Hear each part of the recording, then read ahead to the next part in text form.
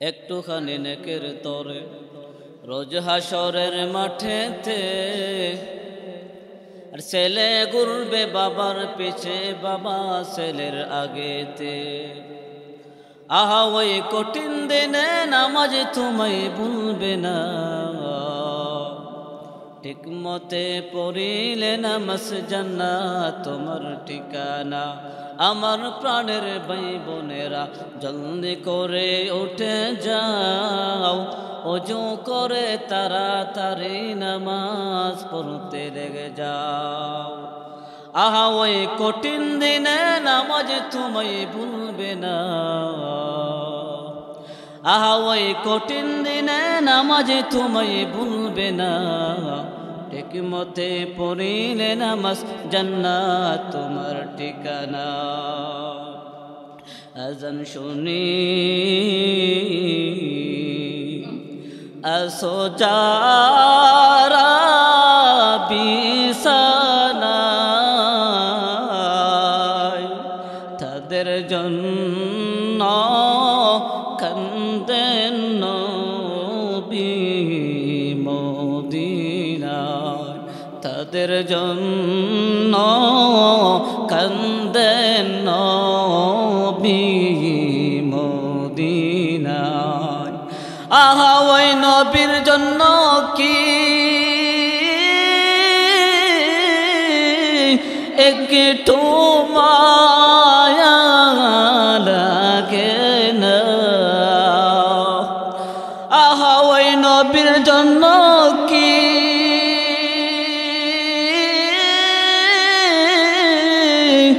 একটু মায়া লাগে না।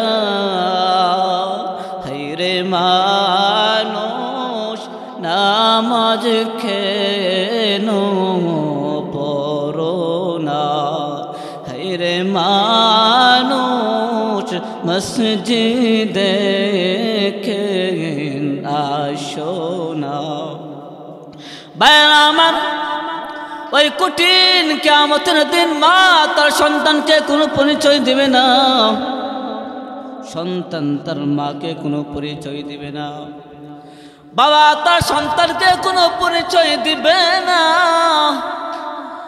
আরে ওই কঠিন কিয়ামতের দিন সন্তান তার বাবার কাছে গিয়ে বলবে, বাবা গো, তুমি না দুনিয়ার মধ্যে আমাকে কত আদর করছিলে, ওগো বাবা দুনিয়ার মধ্যে তো তুমি আমাকে না খাই আমাকে খাওয়াইছিলা, বাবা গো ঈদের মধ্যে তুমি পুরাতন জামা পরিয়ে আমাকে নতুন জামা পরাইছিল গো বাবা। ও বাবা, দুনিয়ার মধ্যে তুমি কত কষ্ট করে আমাকে লালন পালন করছিলা, ও বাবা আজকে আমি মাত্র একটা নেকির জন্য জান্নাতে যাইতে পারতেছি না গো বাবা। বাবা গো আমাকে একটা নেকি দাও, আমাকে একটা নেকি দাও।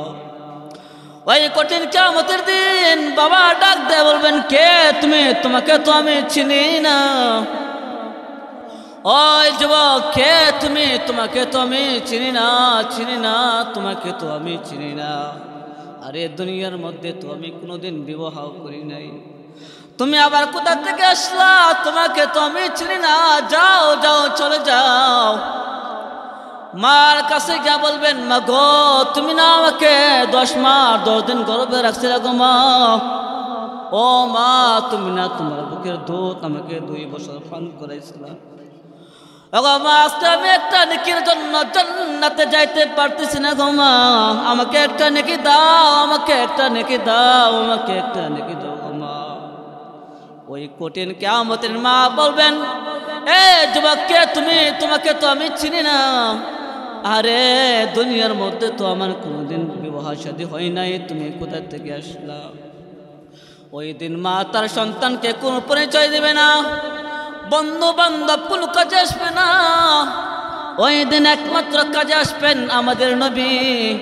যেই দিন সমস্ত নবীগণ নফসি নফসি বলবেন, ওই দিন আমাদের নবীজি বলবেন, রব্বি হাবলি উম্মতি।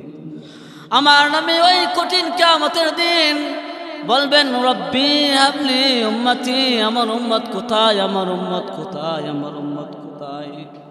ভাইয়েরা আমার, ওই কঠিন কিয়ামতের দিন গলা কাটা যখন আমাদের নবীজি ছটফট করবেন, একবার দৌড় মাইরা আমার নবী চলে যাইবেন হাউজে কাউসারের কিনারায়, আর একবার আমার নবীজি দৌড় মাইরা চলে যাইবেন মিজানের পাল্লার কিনারায়। না জানে তার কোন উম্মত ওই কঠিন কিয়ামতের দিন একটা নেকির জন্য জাহান্নামের আসামি হয়ে যায়। এই জন্য আমাদের নবীজি কাল কিয়ামতের দিন গলা কাটা মুরগির মতন ছটফট করতে থাকবেন। ভাইরা আমার বলতেছিলাম, এই কঠিন কিয়ামতের দিন কেউ কোনো কাজে আসবে না। এই জন্য মৃত্যুর আগে মৃত্যুর সামানা গ্রহণ করতে হবে।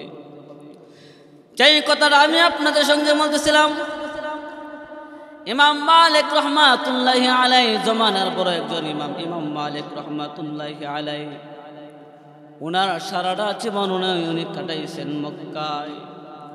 কিন্তু ওনার বয়স যখন বেশি হয়ে গেল তখন উনি চিন্তা করেন, হায় হায় সারাটা জীবন তো আমি মক্কায় কাটাইলাম, আমি যদি মক্কায় সারাটা জীবন কাটাই আর যদি আমি নবীর সঙ্গে না ঘুমাইতে পারি তাহলে আমার তো দুঃখের কোনো সীমা থাকবে না।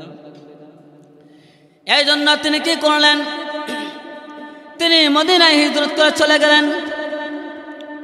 মদিনায় দীর্ঘদিন উনি কাটাইলেন, প্রায় 50টা বছর তিনি মদিনার মধ্যে কাটাইলেন।